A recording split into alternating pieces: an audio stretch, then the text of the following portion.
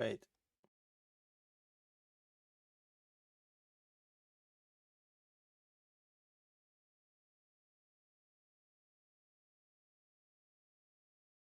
Okay. Let me pin this so people know that disconnects can happen. Okay. And also, I'm gonna be quiet, really quiet today. Jin, why are you still awake? What the heck? I'm so late today. I had so much stuff to take care of. Hi. Hey, Sandra.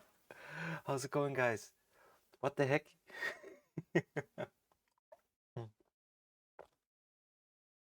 Bunny, hello. Yeah, I am late today. I'm late today. I had so much stuff to take care of. Oh God, there was so much stuff to take care of around the house. So yeah, it took a moment. It took a good moment to come live. I wanted to go live like at least 4 hours ago, but yeah, like that would have been the usual time, but like somewhere between 4 to 6 hours. I'm only now having breakfast, and it's like almost 5 p.m. Calling it breakfast at this point is moot. How are you guys doing? Don't tell BT. BT ain't here yet, Jin. But Jin, what's going on? Like, can't you sleep? What's happening? You're usually already asleep during this hour, right? Let me just chat with you guys a bit. Let me slap on some music so we can hang. I'm apologizing for any potential eating noises that comes your way. My breakfast is quite massive. It's kind of lunch and breakfast in one. 2 slices of toast with an egg salad. Um, like for the first time in ages, I had some sausages, like 4 small ones, and blueberry skyr that I put fresh blueberries in, and some walnuts because that combo is good for you. And let's talk a bit. Let's talk a bit before I start playing TOV. Just stopping in to say hi. Gonna go and chill and read. Heck yeah, you deserve it. Like, turn off all the distractions, Sandra. Like, even better if you have something to plug your ears with, so you zone out everything around you and just like go offline and just hang a bit. Like, what are you reading, by the way? Which book are you hung up on? Like, I could like do some book recommendations if you're interested. Like, I'm an avid reader, not as much lately, but I have an extensive list. Like, what are you into? Books that hurt you, books that make you think.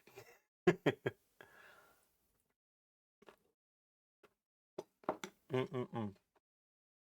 By the way, a very painful book to read, but I think its fame is justified and it gives you a lot of empathy for people in certain circumstances around the world. Kite Runner by Khalid Hosseini. Like, check that book out. It's one of the most painful reads. I'll never touch that book again. But I'm glad that I read it. Like, it provides you with an empathy that you maybe lose due to some news reporting and stuff, and it's more important than like I wish I had to admit here.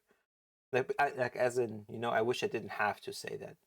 I wish we all had that empathy naturally, but sometimes you need a perspective that is very direct and that kind of can be eye-opening. Yeah. Um, I'm high key sneaking my phone. Oh no, gulp. Hey Bunny, I barely slept today, but somehow I have a lot of energy. Oh my god. I hope that doesn't like change too fast. Look, I have that sometimes too. It's like you overcome that one fever pitch during your day where you feel like you're super tired and just one wrong move and you'll fall asleep for 5 hours. But when you get through that, suddenly you have this weird burst of energy and you're awake for another 8 hours, no problem, right? But yeah, I hope there's no crash coming. Sandra says, "Oh, I just picked up some random romance slice of life book off my shelf. Oh, why not? That sounds great. That sounds great. Like, sometimes rereading something that you already own to just maybe relive the story. Like, when a book has a story that's so engaging to read that you just want to relive it, that's like when you know you have one of the really good ones. Like, there is like two categories for me. Like, it's a spectrum. Like, either the book is amazing, but you never want to watch it again because of how much it hurt to watch, or it's so great that you want to relive it because the immersion and the way it transports you is so unlike anything else that you grow borderline addicted to it. I have that with Star Wars. I have that with many other books, and I love those books. Like high fantasy does it to me a lot. I consider Star Wars fantasy set in a kind of science fiction setting, I guess.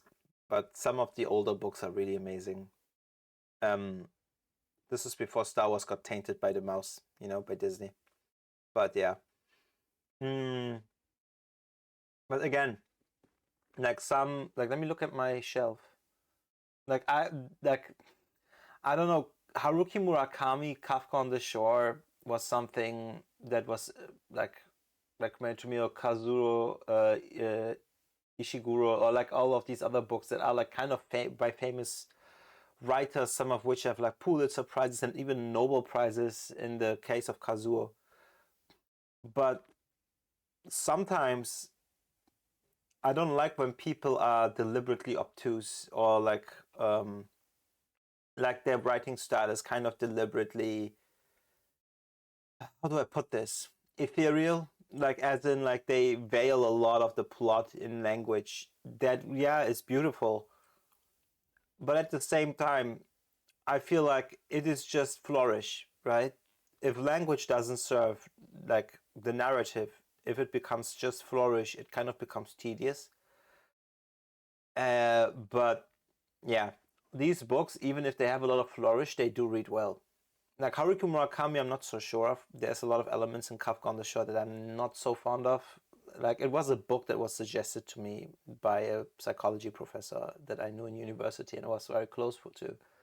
But nah, I think like Kite Runner by Khaled Hosseini was like a book that I got recommended by a friend and it hurt me. It's kind of like why I will never watch Grave of the Fireflies again, which is a Ghibli movie, but that movie hurt me in ways that I cannot express. It was beautifully made, but also being a sibling, like having a younger brother, seeing that like tore me apart inside. Yeah, I can never rewatch that movie again, guys. Ever. I can't. Like another Hollywood movie recently that did something similar to me, where I was like, oh my god, the acting is incredible. It is such a banal and simple, straightforward story, but the acting is so elevating all of this. It's so raw. I never want to watch it again, but I'm glad I did. Which was Marriage Story, the Adam Driver and Scarlett Johansson movie. That one was amazing. But there's also some other movies that I've released recently that were really amazing, like some Hollywood productions where I feel like, wow, Hollywood, what's happening, right? Like really picking up steam. Like damn. Then I'm let's see. I barely slept today. I have like a ton of books to read, but school barely gives me free time. Oh, Bunny, I know that feeling. You know what the best part is? When you have a language teacher who like makes you guys read books that are actually fire. I was lucky like that. Like I got so many. I love the classics, right? Like a lot of the German classics, especially. Like I really love those books, and I'll be honest. Like I'm glad my teacher made us read those, even though some of them weren't required. Sandra says, "Oh, Oh, wait, I read that one earlier. Sandra, sorry, you said that a while ago. Kite Runner is bad. The end is rough. Millie, I strongly disagree with that. Kite Runner is painting a picture that is quite vivid and real. I say this as someone who knows some Afghan people and who genuinely love this book because it reflects a part of their reality that the media doesn't like to talk about, or that popular media likes to kind of like flatten and whitewash.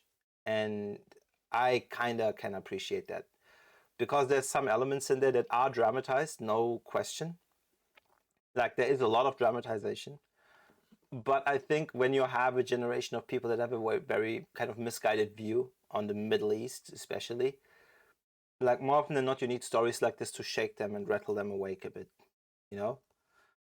Um, no, bad rough as in it's a hard read. Oh, Millie, okay, I take it back. Sorry, I misunderstood you.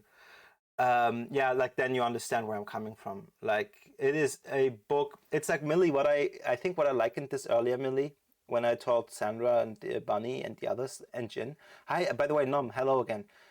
Like I likened it to like Millie. Have you ever said this about a movie or a book? I find myself with certain ones where I say, this was one of the most beautiful stories I've ever experienced, and I never want to read slash watch it again. Have you ever had this, Millie? Like I had this with Grave of the Fireflies, for example, in terms of anime movies. Or, yep, right? Like it's so painful to read because it so painfully tears open your eyes. You cannot ever look at it the same way again. Like I'm very much guilty of this. I'm not gonna lie to you guys. Like Western newscasts, like the way they often report the Middle East and especially countries like Afghanistan and all of that is in a way that kind of dehumanizes a lot and like in a way minimizes the cultural importance there, right? But like The Breadwinner, a beautiful movie that takes place in Afghanistan in the 90s, right? About this young girl who like masquerades as a boy in order to earn a living for her family. Um, it's an animated movie, but a Western animated one, right? Like The Breadwinner, and like on top of that, like books like Kite Runner, kind of like opened my eyes in regards to like that country in particular, right? That has been devastated by like American military incursion and the Taliban occupation, and all at once. It's like one of the victims of the Cold War, you could say, right? But especially like just seeing like how it kind of expanded my horizon in ways I didn't expect these works to do, and make me look actually at that country and people from that country very differently. Like it's one of those instances where like I was face to face with a lot of my biases, and I was very ashamed at the end of it because while I didn't have many, right? Like I come from a family that has kind of a beef with religion, like as in like my father and I especially, but that has a reason. Like I'm atheist for a reason. My medical training was not the sole reason, but it definitely was like the shot of death, if you will, for any kind of spirituality ever may have held in my life. But we always had that, and seeing some of these stories, like it was kind of like it was pulling the brakes on some of my own ignorance. It was very, very special. Like I had friends like that are from Afghanistan. Like I'm just not in touch with them, but I never really asked them about their home country. So these books are very special, very painful, but very special. I'm glad. Like it's nice to talk about this. By the way, I didn't expect to have a book conversation. This was very nice, actually. Bunny says, I enjoy when my Latin and Greek teacher gives us something to read because I like it, but I straight up can't go a full Spanish literature class with almost. Dude, like this is the thing, right? Like sometimes a wonderful teacher can make all the difference. My Spanish teacher went out of their way to make two teaching schedules because our skill levels were so all over the place in class. In order to not hold back the ones that were faster learners, he split us like we were four of like 16, no wait 20, sorry, and like he split us off from like the other 16 students and had us like go do more advanced stuff like reading novels and stuff in Spanish when the others were still struggling with basic grammatics and vocabulary because the school wasn't well funded, my middle school.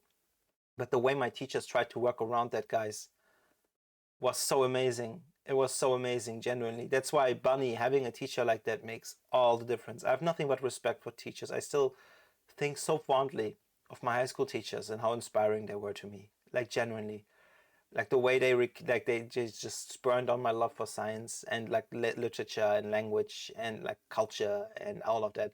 I feel like I was really privileged to be going to school in the age that I did, and all of that. What a miracle it sometimes is, education. It's such a beautiful notion, right, of us passing on knowledge to the next generation. I gotta go. See you guys. Good night. Jin, you got caught? Oh no, Jin, sleep well. Barefoot Jen, yeah. Uh, Barefoot Jen is even harder on the fields, man, than Grave of the Fireflies. I bet. Hey, Lucky, hi, hi, hi. We just talked about books. But yeah, that dude, The Breadwinner, like in like combination with Kite Runner, is a great read. Um, Painful but beautiful. Hey, hey, Deutschland, yeah, indeed. I am in Germany. That's true. Born and raised. But Like, long story short, those books are wonderful. I think, like, there's some books, Millie, do you have this too? There's some books that will win Nobel Prizes and Pulitzer Prizes and all of that, and they get like all the accolades. And then you try to read it, and don't get me wrong, I'm very much a friend of the beautiful use of language, right? Especially coming from like old German books where that is like a major thing, like the era of, like, the romantic era and all of that. Like, there was a lot of that. Like, language used to be like also like part of an imagery. But the thing is, holy crap, these days, like, very often, like, some books that are like these title holders for like the most amazingly written book of all time. You read that book and you feel like, okay, it's all flourish, and I have to like wade through this jungle of your language to grasp the meaning. And you may think like, oh yeah, it's building bridges to this and that, and it's kind of veiling this. Like, nice. I like when language is used like this, but also at the same time, when it makes the plot obtuse, it becomes annoying. Like, it's one of the things, like, I can't bring myself to read this book, like What Remains of the Day by Kazuichi Ishiguro, I think was the name, right? It just annoys me.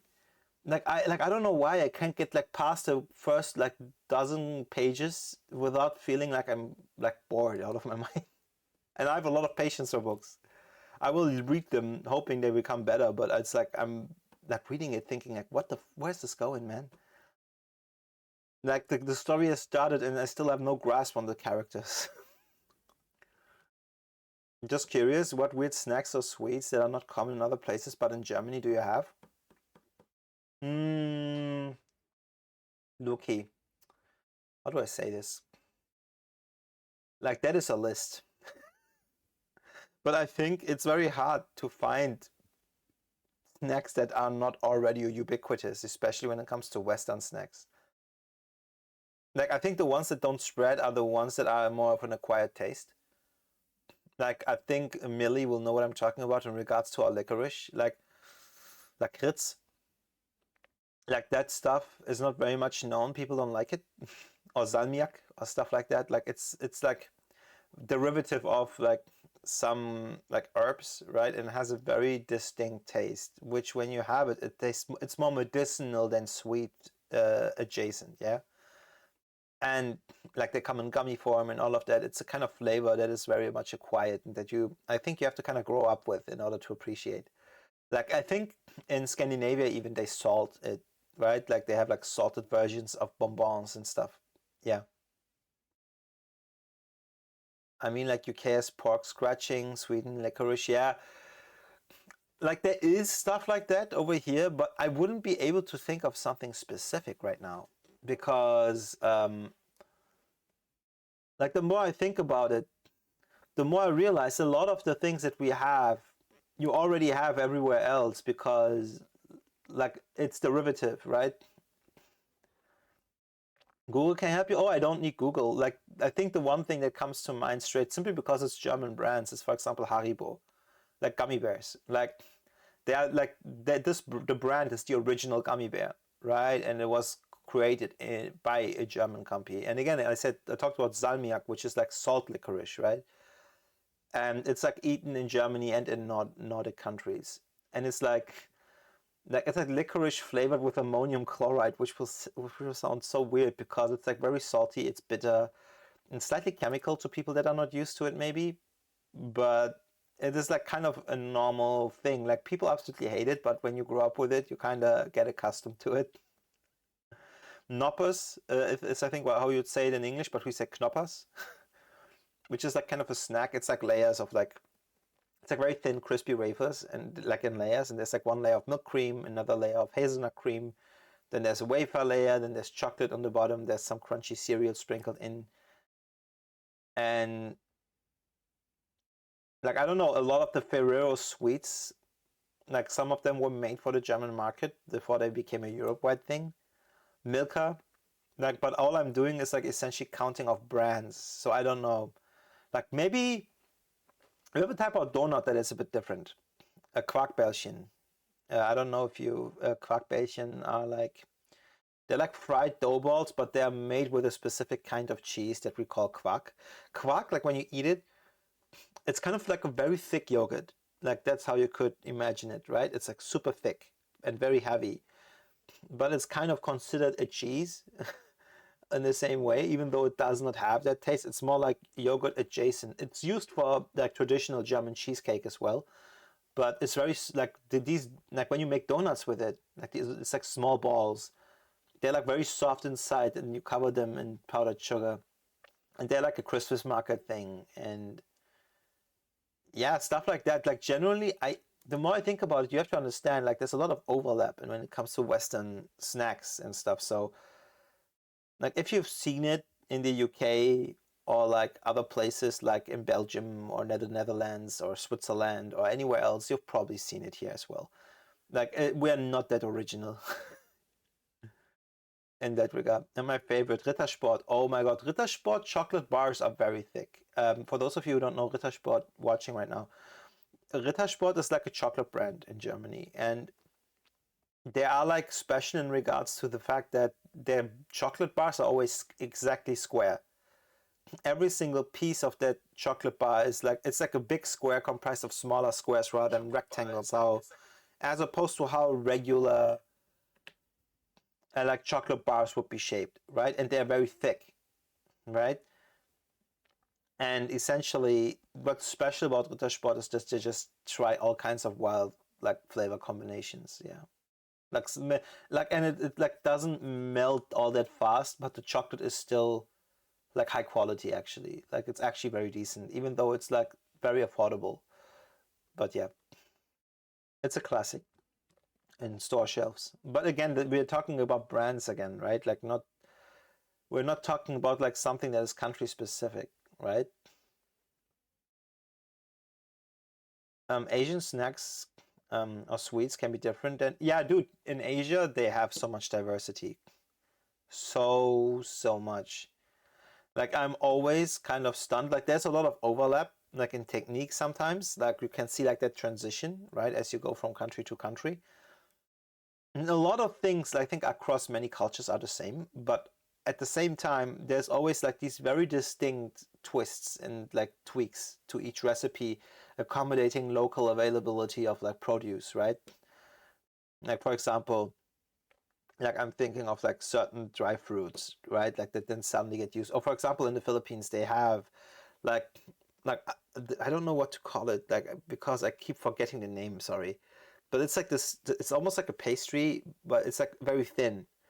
It looks like a pancake on the outside, but it's like filled with sugar cane, like like syrup, like very dark, molassesy in the middle. I don't know what it was called, but they piaya, yeah, exactly. No, it's like that very crispy, round little thing, and it's like it looks super delicious, right? Like every time I see people eat that stuff on YouTube, they say they could like wipe out an entire plate full of these, right? So it looks like very delicious to me.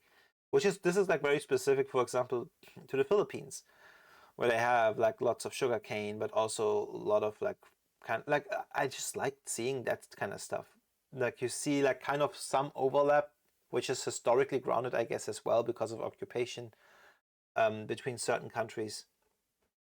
But yeah, like and as you go more westward in Asia, like the overlap and the transitions become more apparent. Like for example, when you look at certain countries, like for example Thailand, right, or Malaysia, all of that, like you kind of see like all these influences of like Indian curries, like transitioning over to Southeast Asian palettes, right? Like using instead now coconut milk and like I don't know other like kind of ingredients.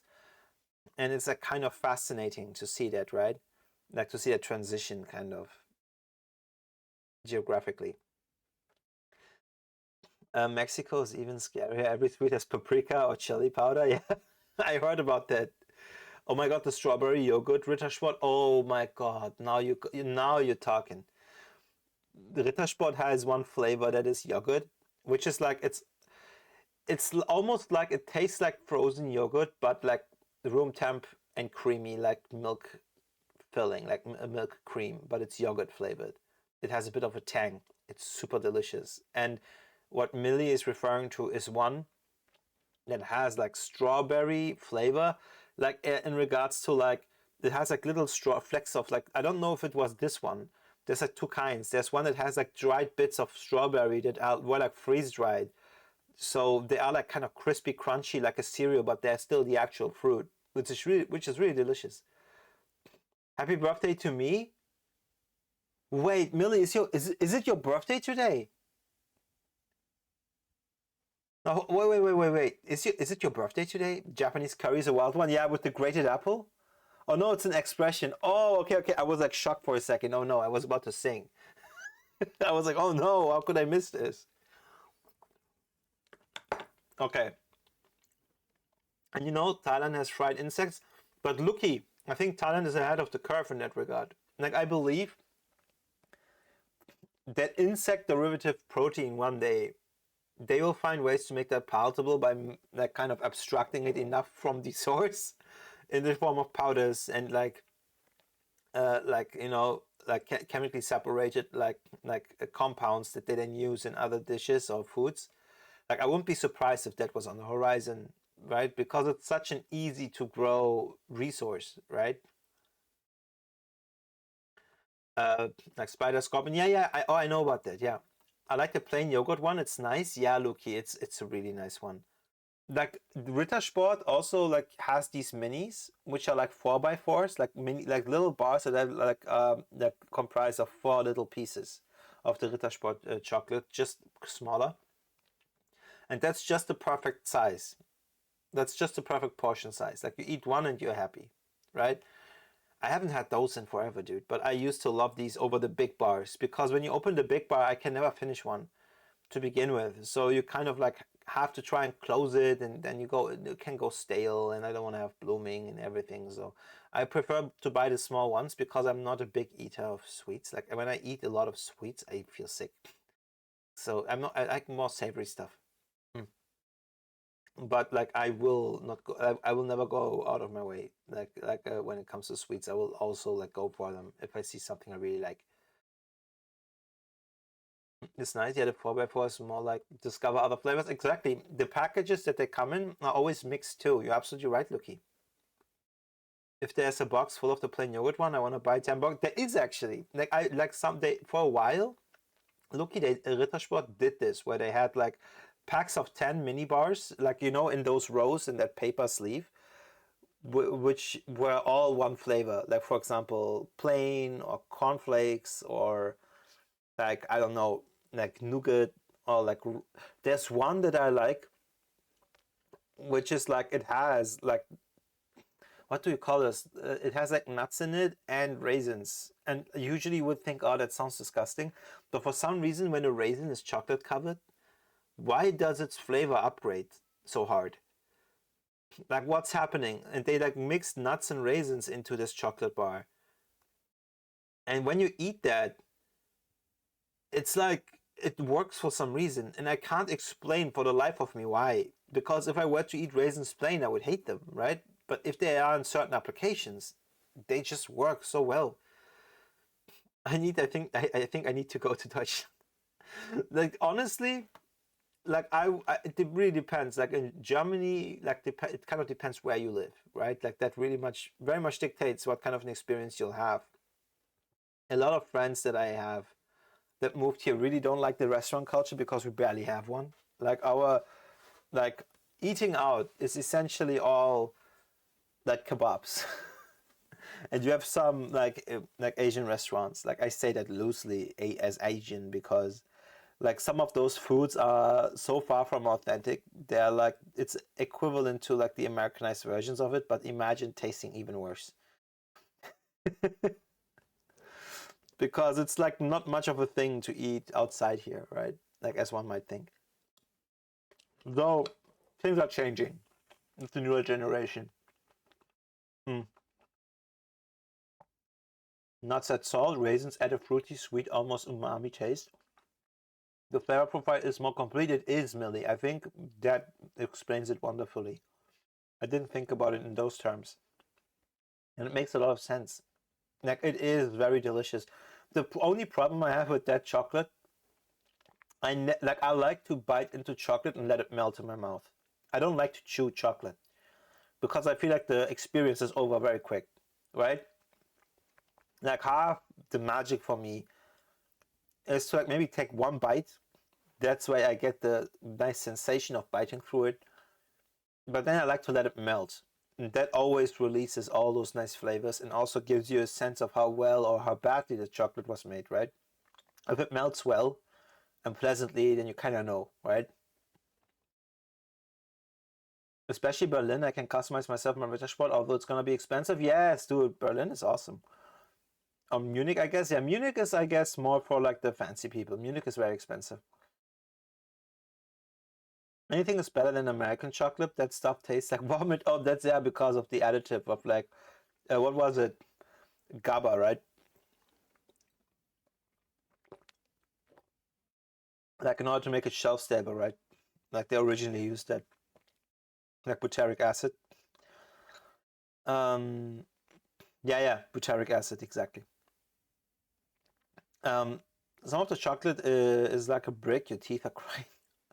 I mean, I can try to customize. No, I know that, Lucky, and Rittersport will have those challenges where they will ask you to go to our website and suggest flavor combinations. And those flavor combinations, they will then like have an internal vote in the company, and they will try to create some in their food lab. And if they like it, they will actually go and sell it as a limited edition. I'm not even bullshitting you.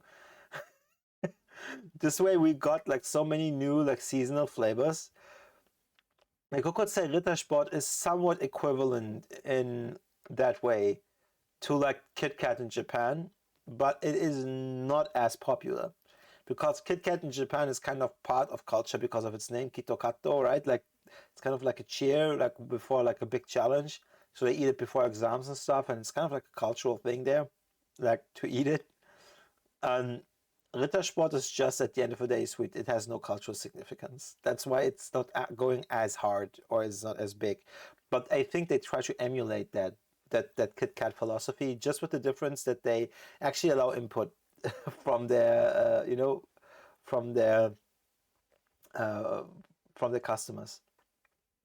Don't forget to drink water. I hope my place says Rittersport shop in the duty free shop. Yeah, it depends where you live, really. Mm. But yeah, so guys, I'm not gonna lie to you. Like, I've really missed playing this game, and I kind of want to get on with it because there's a wonderful story waiting to be discovered, I believe. Like, the more happens, the more I enjoy it. Let me just see quickly if the sound works. 1 second. Because. There you go. Let me just turn on my controller. I'm new to the game. What is it about? Oh, don't worry, Bunny. This game, like we're kind of far into it, like at this point, but it's also not to the point that you kind of miss what it's about, right? So I'll give you a quick synopsis, right? Like let me just, you know what? Let me pull up a document and let me just write some talking points down so I can kind of like structure it. Like this is weird, like writing midstream, but this helps me because whenever I try to do like a recap of the last couple moments, right? Whenever I try, like it kind of comes out as like confusing. So let me just order my thoughts.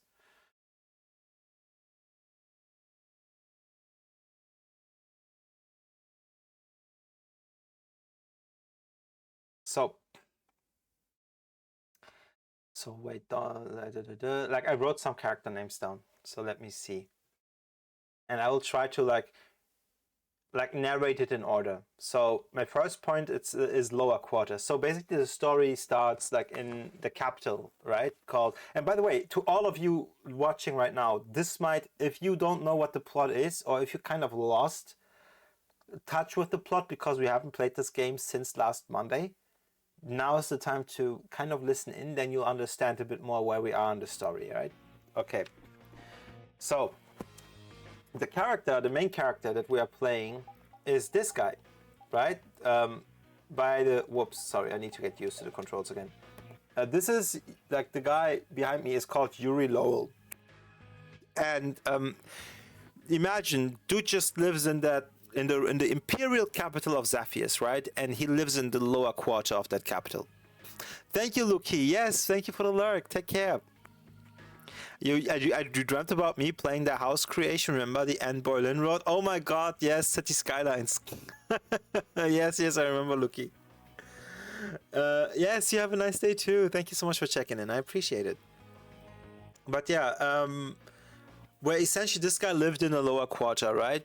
And you have to understand, in this world, everything is powered not by machines but by magical devices called Blastia, and these Blastia have a core that powers them, right? Like imagine like equivalent to the fuel that we use in our world, right?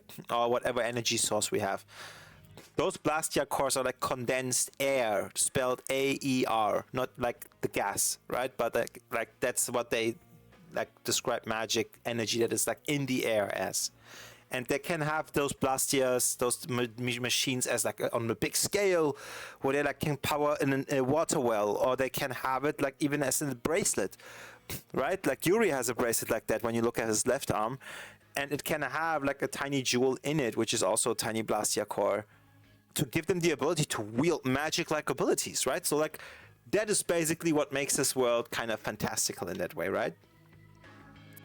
Now, suddenly in the lower quarter, it loses the Blastia core in the well. So suddenly the well goes haywire. It's not regulated anymore because the energy source is gone. So he goes after the thief, this Yuri guy, and that's because the Empire doesn't help the poor, so he sneaks into the castle, like the royal castle of the Imperial City, and gets arrested, right? And in prison, he meets this girl called Estelle, which you will see in a bit. Like, she has pink hair. And she's like this very mysterious, kind of noble girl that is trying to leave the castle, and they both kind of escape and leave the capital, right? And the point is, that's kind of where the journey begins, because the freaking mysterious thief kind of left the city and we are going after him. Our only concern is that freaking well in the lower city, and for some reason this princess is coming with us.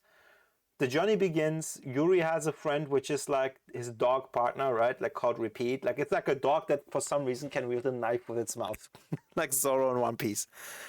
He meets this kid called Carol and like a genius Blastia researcher called Rita. Like there's a lot of names, but you will like recognize them all in time. And they go through all kinds of adventures, and they're mainly chasing that baddie, the thief, right? They in turn, because he took the princess with him, are now chased by the Imperial Knights. So it's like this weird tug and pull, right? Like where they're trying to get away and at the same time find the thief, and they are chased at the same time by the Empire. Ironically, by Flynn's childhood friend, by Yuri's childhood friend, Flynn. We learn during the story that the Empire is very unstable, but also that Yuri used to be part of the Imperial Knights, and he quit because he saw circumstances and corruption and a class system that essentially disincentivized him to stay there, because he realized nothing will change here. Like he wanted to make a difference, he realizes that's impossible with the power structure. But you learn through these events that the Empire is not as stable as we thought, that the guilds that exist outside the Empire have like their own power structure, is what we learn, right? And that all these events that happen with the Blastia thief and all of that, they were manipulated by someone. So we're trying to solve that, right? So we leave the Imperial capital and we arrive in the world of the guilds, in the outside territories of the Empire. And there, instead of having like a castle ruled by an like emperor, like the guilds are kind of ruled by a union. And that is led by a guy called Don Whitehorse, and they operate like on an honor system and on rules that are based in honor. And the Don, who's kind of the founder of their main city, that keeps the peace between the guilds, like he's a mediator. And this kid Carol that is coming along with us decides to form his own guild, and we join. And we're still like looking for the villains, and we realize, okay, some of those villains are hiding within the guilds, so we go after them, manage to defeat them, think that the villain is beaten. We get the Blastia core back, but then we realize the guys weren't the actual brains behind the operation, right? So in the end, it all boils down to us having to find out who is pulling the strings. And the more we discover, the more we realize things are not as simple as we thought they were. So we have now moved beyond the plot of finding a Blastia core thief. And we're kind of now trying to find out what's going on. Because during our journey, we suddenly also discovered talking monsters. Like every city is protected with barriers from monsters. But for some reason, Estelle is hated by a particular group of monsters that is capable of speech, right? For some reason, they're able to talk. And we now learned that they are their own race called the Entelecheia, and they really hate her for some reason because her powers, she's able to use magic without a Blastia, we've learned. Her powers is like poison to them. That's it. Now your head is spinning. So much information at once. But I promise you, as we play, things will make more sense. What happened in the story just now, we learned that the Entelecheia have like that relationship with her. And we accidentally killed one when we were trying to heal them. Because her powers, like her healing powers, are like poison to them. And we come in this city and realize that, yeah, essentially, this Don Whitehorse guy, his grandson accidentally, like, he fell for a ploy where he believed that another guild was kind of like in league with monsters. Not quite. One of those Entelecheia was a guild leader, actually. They died because of us. And the Don now decided to take responsibility by taking his own life. And that just happened. So now, here we are. We are in the guild city. I made a mess of explaining that, but I think it kind of paints a picture, right? Let me just quickly rest.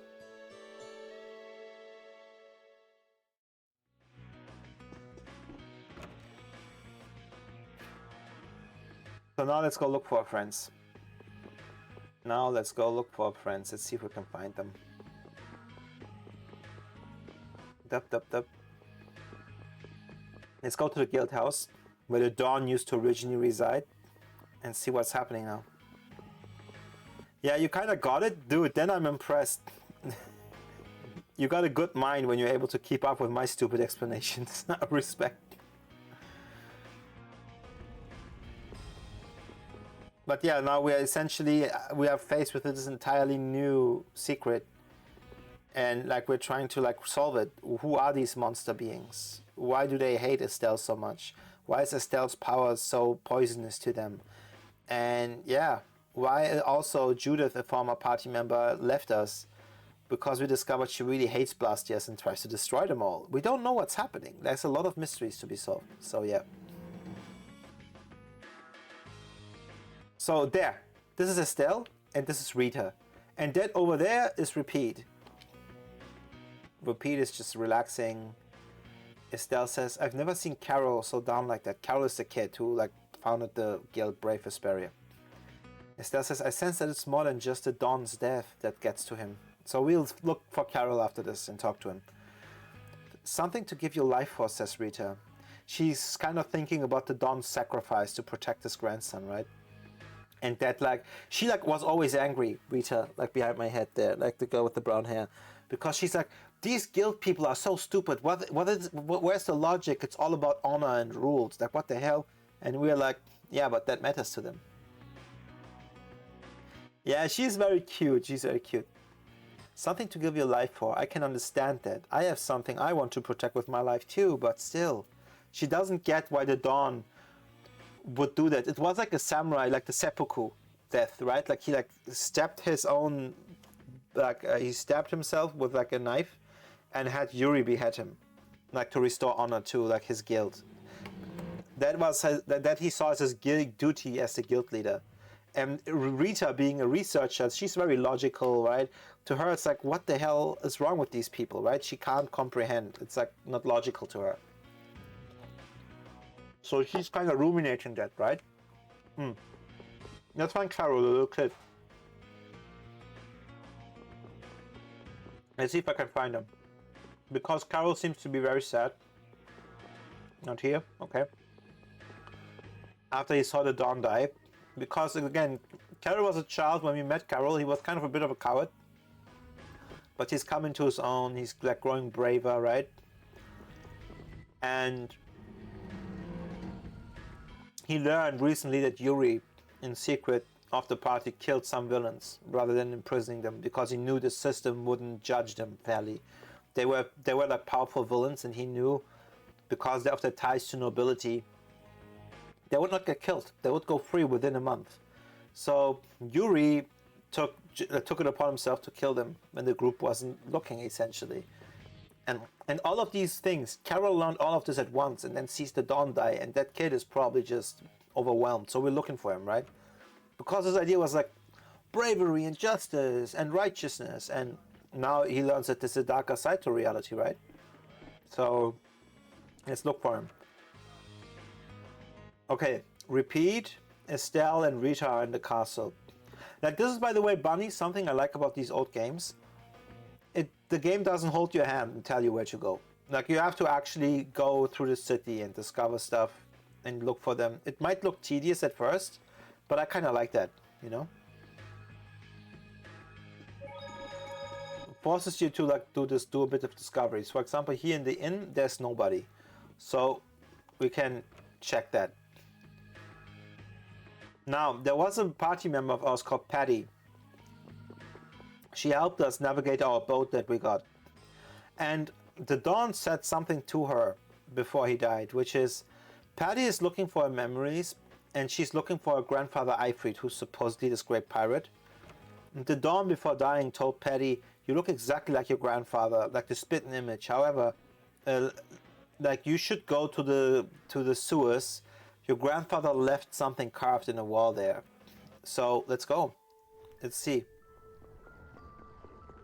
Let's see if we can find Patty.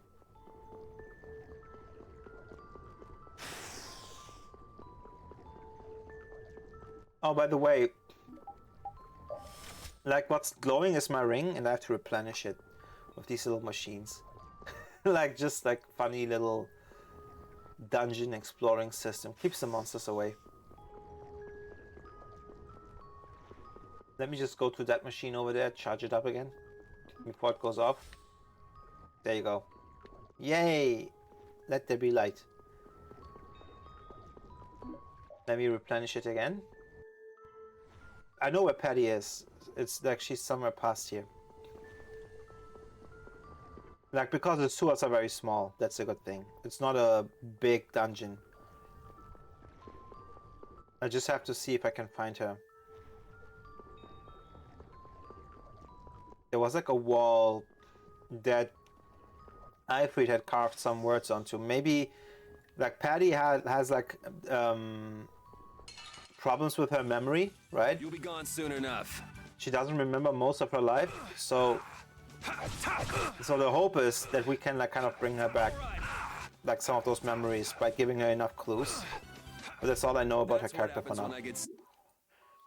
I can already see the power struggle of Hogwarts builds. Yeah, dude, now that is a good point, Nom. Now that Don Whitehorse, who like held the entire guild city in balance and created it even, he's the founder. Now that he is dead, there will be a power vacuum. And all the different guilds that are part of the union will now vie for the position of chairman of the guilds, right? Of the guild union, of the guild city. I didn't think about that, Nom. That's a very good catch. That's a very, very good catch. You're absolutely right. There's now a power vacuum. So the city will probably become very unstable soon. Or maybe not, I don't know. Maybe the Dawn, like, I don't know, kept the rules stringent and tight enough that that wouldn't happen in his absence. I don't know, we'll see. But we're almost there. Like, I feel like I'm almost there to find Patty. Oh my god, I went through the entirety of the sewers and I was in the wrong place. Let's go back again. God damn it, I took a wrong turn somewhere. Wait, let's try it again. Or maybe, like, I remember what that wall looked like, where stuff was engraved. And I'm pretty sure that we have to find Patty. I'm pretty sure we have to find Patty. By the way, I have a trick. I have a trick. I can use a holy bottle. Holy bottles are like a deterrent for monsters. They don't approach you then. I could technically use that instead of the ring, because they hate light.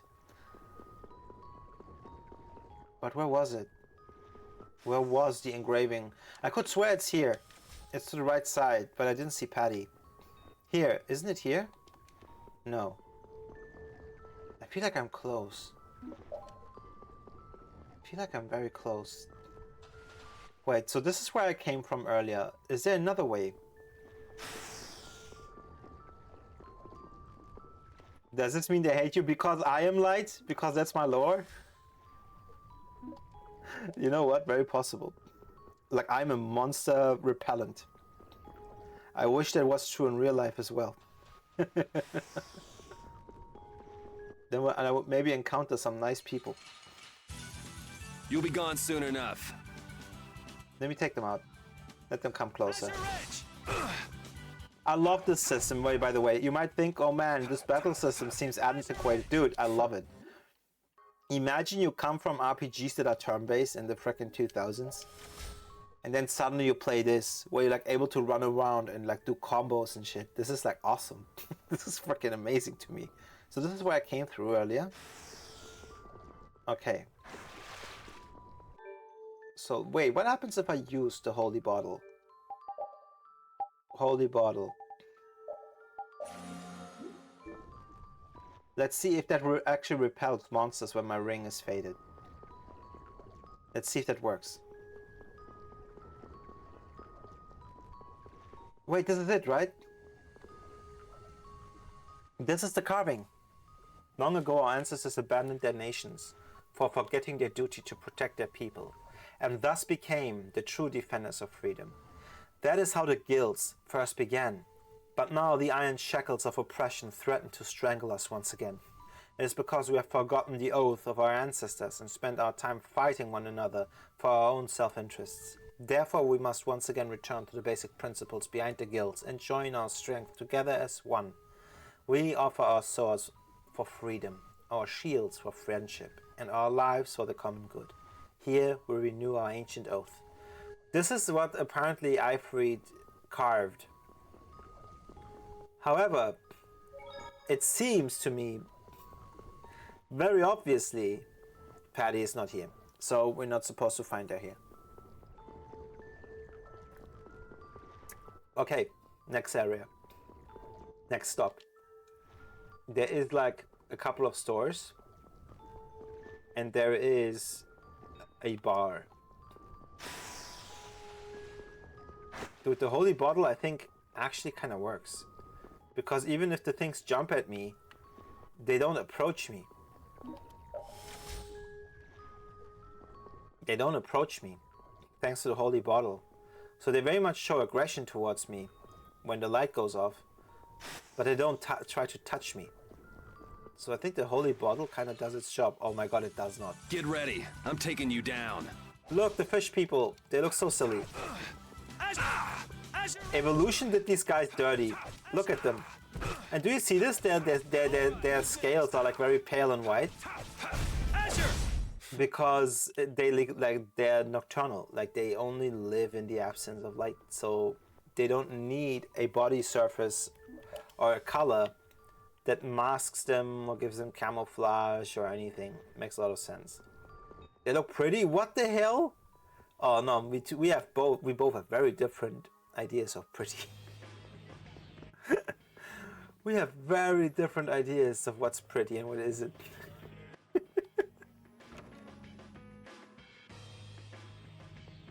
So it's not there.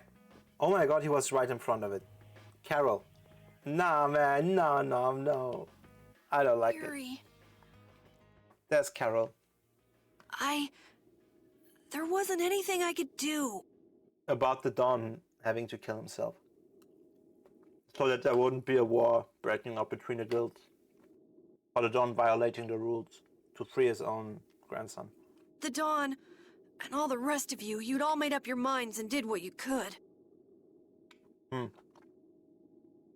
Nobody in this town's gonna listen to anything I've got to say. So I was thinking I should try talking with Palestrale instead. But they might be done talking and just attack anyway. When I thought that, Palestrale is the guild that monster was leading. That we learned was not a monster, but actually a good being, but from an ancient race. Remember the ones that like perceive Estelle's power as poison? The guild that she owned, Bellius was her name, of that monster. Her guild's name is Palestrale. And unfortunately, we accidentally killed her. And us killing them, their leader, to them, to that guild is like an attack from the Union, right? Because we are Brave Vesperia, we're also a guild. So they think like, oh my god, you're not going to mediate it, we're going to attack you and go to war with you then, you know? And that's why the Dawn stepped forward and sacrificed himself to like say, hey, let me repay that by taking my own life. That's what's going on. I was too scared to go alone. So I ended up not going at all. I'm not good for anything. Come on, Kate. What about Judy? Weren't you gonna look for her? I can't. I can't go with you anymore, Yuri. I'm just not cut out to be the boss of a guild.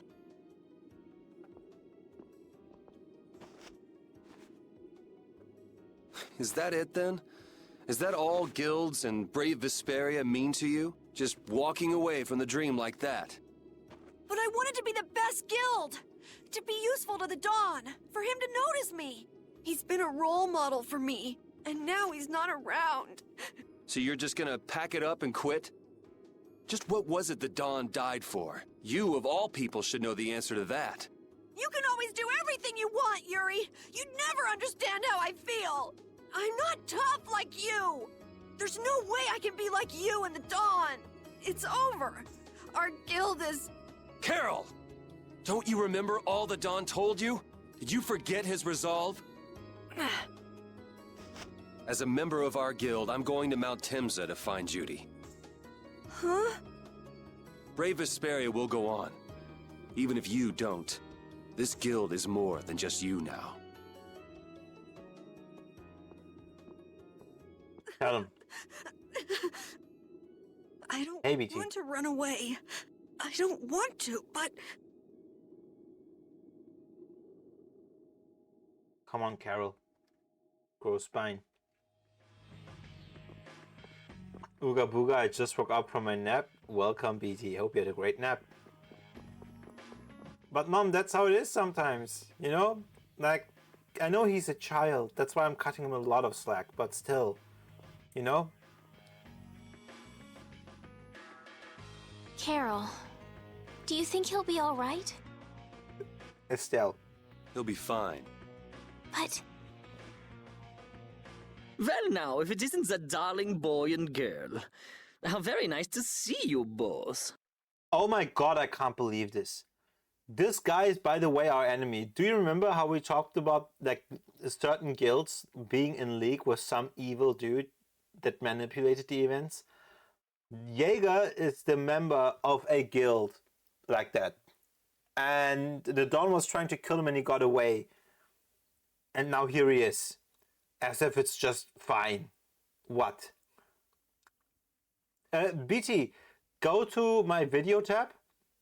Go to recent broadcasts. You should see the VOD of this stream right now.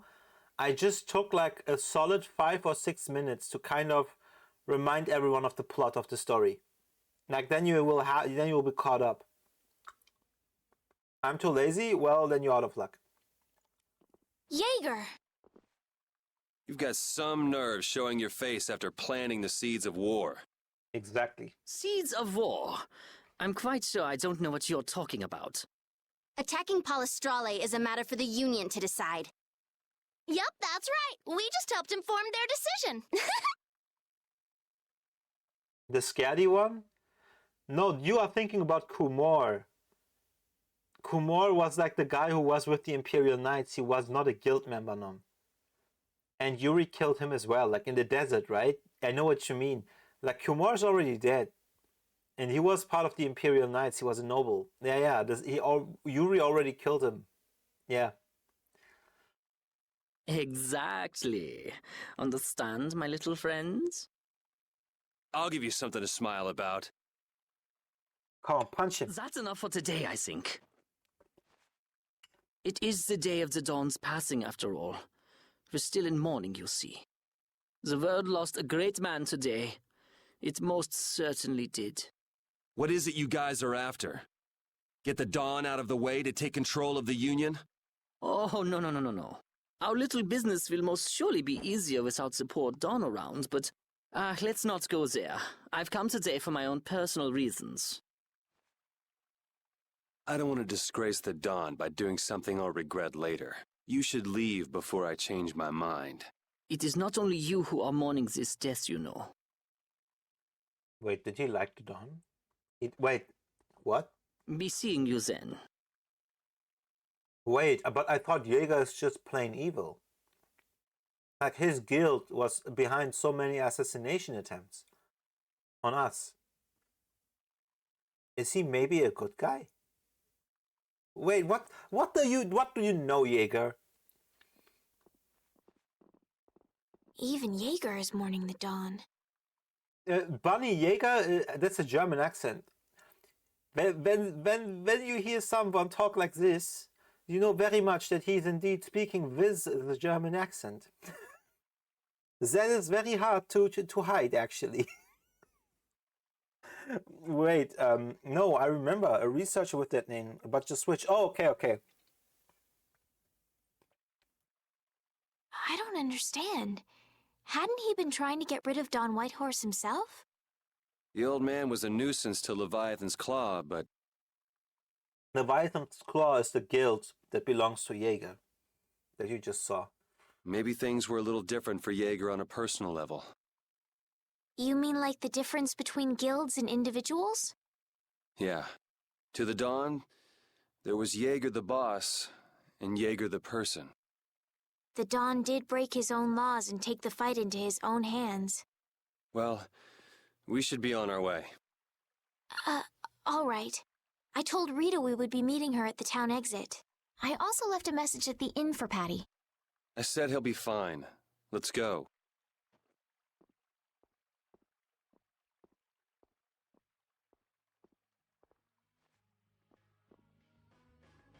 Okay, let's go. Oh, let's go then sleep in the inn, and then we have to continue. We have to find Judy, one of our party. Again, just a reminder, Judy left the party. She was also one of our party members. She looks like an elf.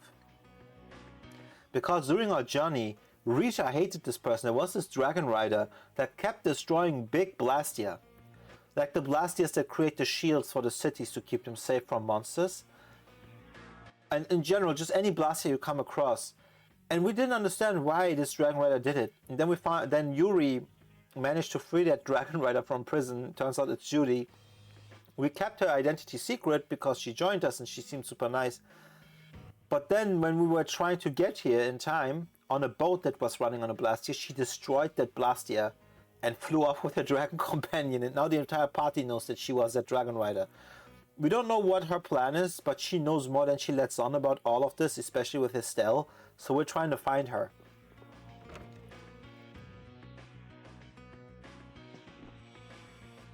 Let me sleep.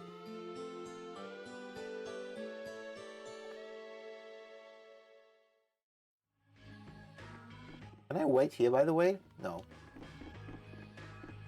But this is what I like about this game. It doesn't take your hand and tell you exactly, like with a quest marker, where you need to go. You have to sometimes trust your gut, or you have to listen to like some cues, right? But let me just see, like there's something I want to know. Like, I'm like this, like I'm only playing Yuri right now. It's not often that I get to do that. I would love to actually try and leave the city and just see if I can just go on the adventure on my own, but probably nothing will trigger.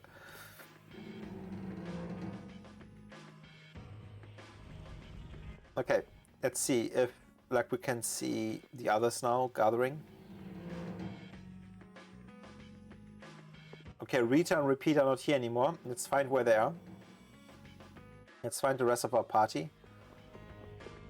Let's talk to some people. Beyond this point are the private rooms of Union officials. Okay, so not that way. Okay, not this way. So, like, not the Union building then? Everybody's kind of mourning. Like, if I had been stronger, maybe the Dawn would be alive, etc., etc. Like, people really liked and respected the Dawn. I never thought what might happen if the Dawn died. That's how it is when you lose an influential leading figure.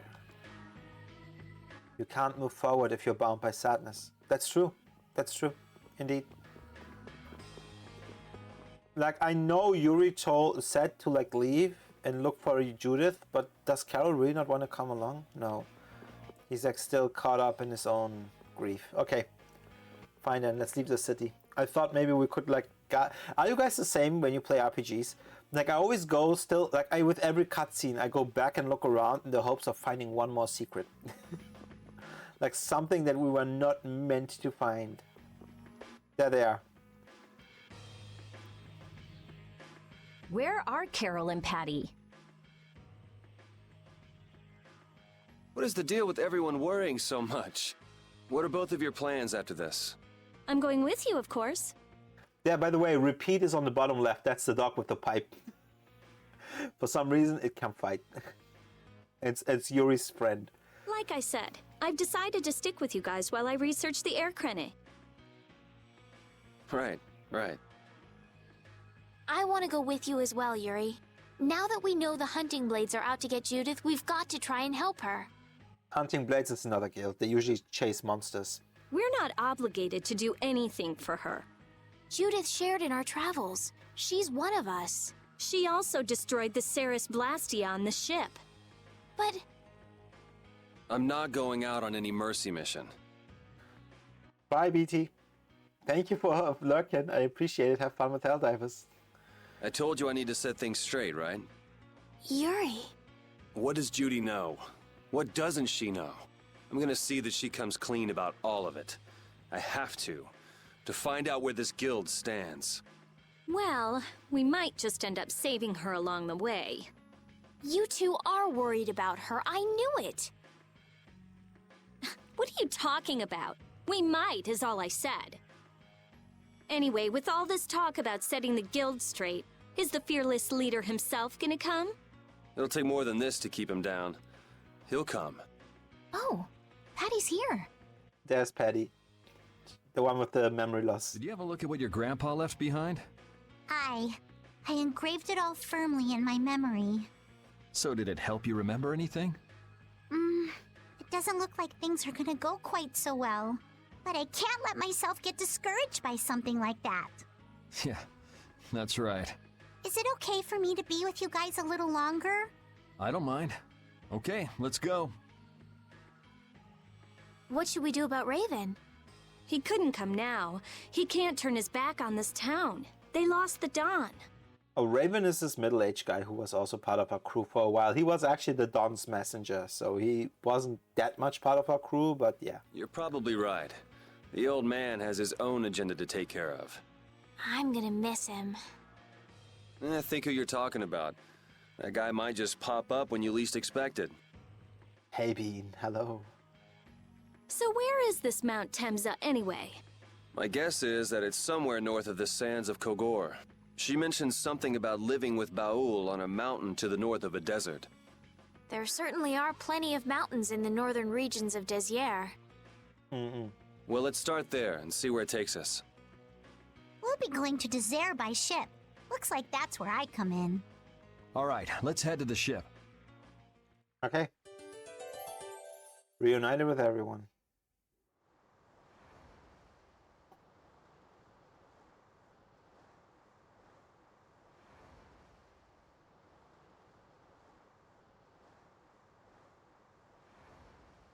Wait!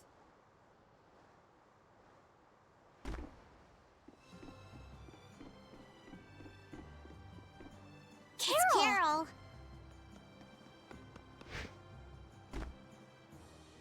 Wait! I'm coming with you. I might not fully understand the things that Dawn wanted to tell me yet, but Brave Vesperia is no, our guild. So I've got to come with you guys. Carol. I think if I ran away, if I abandoned my friends, that'd be the end. I couldn't come back. That's why I've got to go. Please let me come too. Of course. You're the boss of this outfit, Captain. Yuri, thanks. But don't call me boss anymore. I haven't done anything to earn that title yet. Until you really think I'm a boss, until I don't feel embarrassed when someone calls me boss, I'll just do my part as a fellow member of Brave Vesperia. Understood, Carol. Not a bad plan. All right. It never ends with these guilds. Bunch of hot-headed idiots. That's exactly what's so good about the guilds. Yeah. Quite juvenile, isn't it? Why are you here?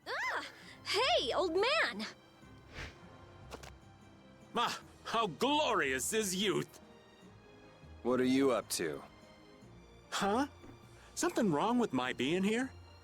Well, don't you have your hands full with the Dawn's passing and everything?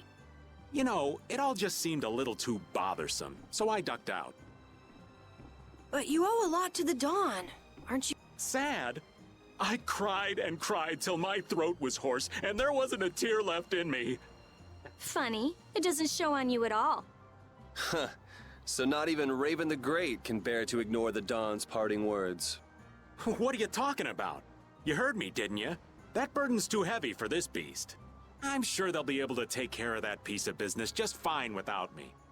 All right, we'll leave it at that. Oh man, these kids today, I tell you. Traveling in a group is loads of fun. It's so lively. This isn't lively, it's rowdy. Didn't I tell you that before? So now we can depart for Desier, right? Huh?